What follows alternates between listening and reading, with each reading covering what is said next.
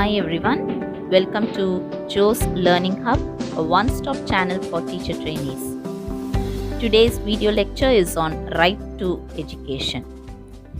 At the end of this session, you will have a clear idea of what is provided in this act and what is prohibited. There were so many commissions and provisions of the government to increase the rate of literacy, but still it was a sad state of affairs. Many people in India were still illiterate, and it was not that the literacy levels were not increasing. Rather, the rate of increase was low. Hence, our government, to combat this, proposed the Right to Education Act in the 86th Amendment of the Constitution in Parliament of India.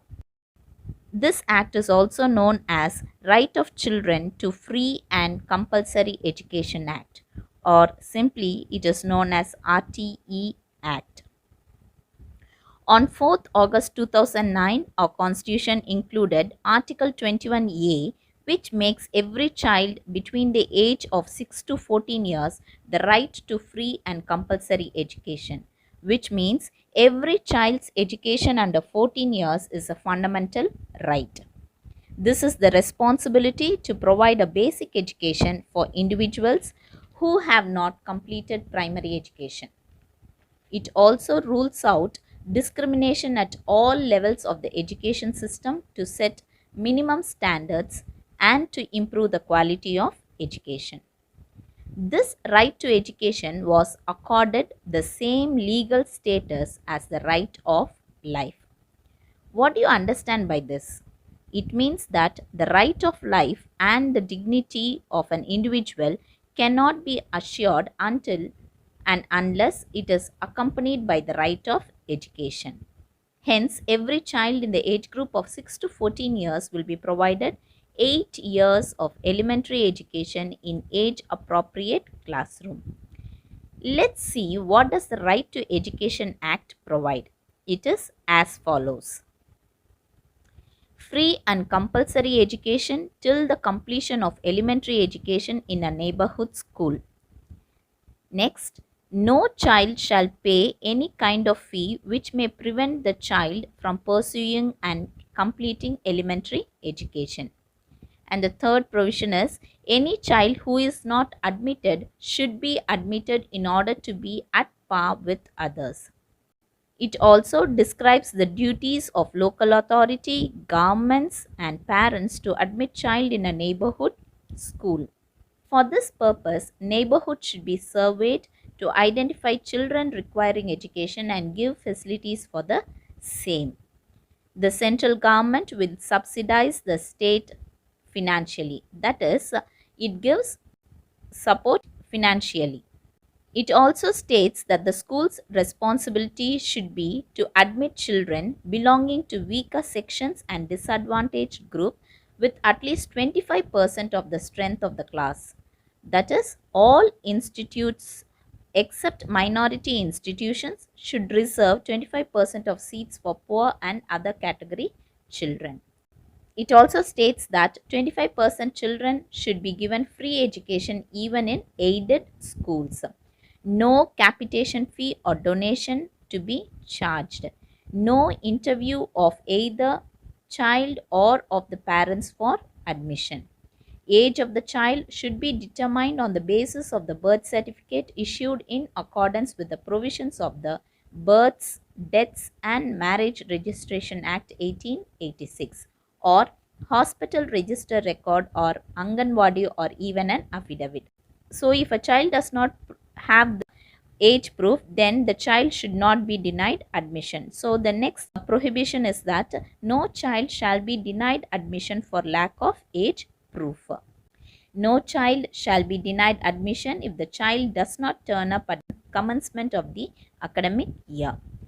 It also states that once if a child is admitted, no child shall be withheld, detained or expelled until the completion of elementary education. So, the school does not have any authority to expel the child or detain the child or withhold the child's promotion until the child finishes the elementary education. No physical punishments or corporal punishments or mental harassment shall be subjected on the child. Schools should fulfill all the norms and standards specified in the schedule. Schools should be established only after getting certificate of recognition. They should have valid recognition from the concerned authorities. Every school should constitute a school management committee consisting of 75% from parents or guardians, and the remaining 25% should consist of one-third members from elected members of the local authority, one-third members from the teachers of the school, and the remaining one-third from local educationists in the school, to be decided by the parents in the committee. So every school should definitely have a school management committee to monitor the following. That is, the school management committee shall monitor the working of the school, prepare and recommend school development plan, monitor the utilization of the funds received from the government, and also perform other prescribed functions. So this is the role of the school management committee. Next, it also states the qualification for appointment and terms and conditions of service of teachers. It also states the filling up of vacancies of teachers accordingly. Teachers shouldn't be appointed for non-educational purposes other than population census, disaster relief duties, and election duties. So, the Right to Education Act states that teachers other than teaching, they can be appointed to do population census, disaster relief duties, and election duties. Other than this, they cannot be appointed for any other non-educational purposes. It also prohibits private tuitions by teachers. Teachers shall maintain regularity and punctuality, complete the syllabus, hold regular meetings with parents and guardians. The Right to Education Act states teacher-student ratio for upper primary classes and primary classes. For the upper primary classes, the teacher-student ratio shall be 1:35, and for primary classes, the teacher-student ratio shall be 1:30. Learning shall take place through activities, and TLM should be used. Games and sports and other play materials should be provided. It also states that the medium of instruction shall be in child's mother tongue. The Right to Education Act states that evaluation to be done through comprehensive and continuous evaluation of child's understanding. So this is pertaining to their learning.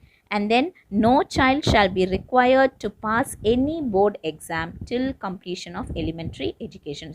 And the next is that every child shall be given a certificate after completing elementary education.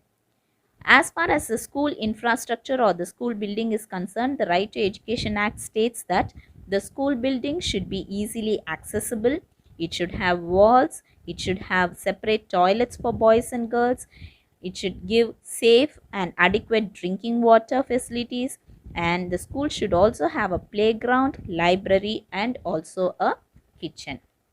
The Right to Education Act also mentions about the working days for primary and upper primary classes.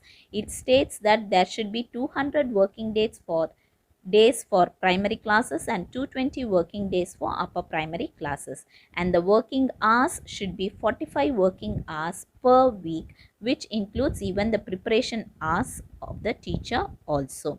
So these are the things that are mentioned in the Right to Education Act. So my dear students, these are the provisions listed in the Right to Education Act 2009. Hope you have got a clear idea of what is provided and what is prohibited in this act. I shall meet you with another topic. Until then, take care.